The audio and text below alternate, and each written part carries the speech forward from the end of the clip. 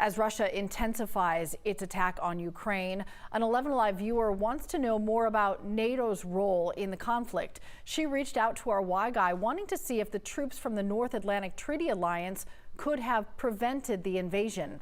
Here's Jerry Carnes.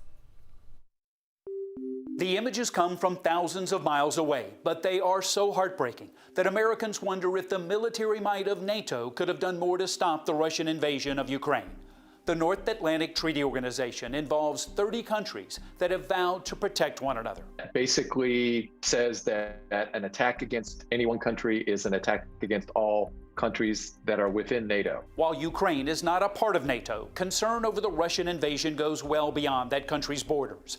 An 11 Alive viewer writes, asking why NATO couldn't use an emergency declaration to stop the Russian attack. Here's why that didn't happen. Dr. Jeffrey Barajikian of the University of Georgia School of Public and International Affairs says the NATO treaty is very specific. One of the countries within NATO has to be attacked in some way, and then they come to the collective defense of that country. Ukraine is a kind of security partner, it's a political ally, but it's not in NATO. While Russia's actions could be taken as a threat by the members of NATO, Dr. Barajikian says sending NATO troops into a country that's not a part of NATO could be confusing to the rest of the world. It kind of makes sense to restrict in a very clear way where NATO countries will fight and where they will not. And so what you always want to have is a clear, bright red line. NATO countries can send equipment to Ukraine and help any refugees fleeing that country.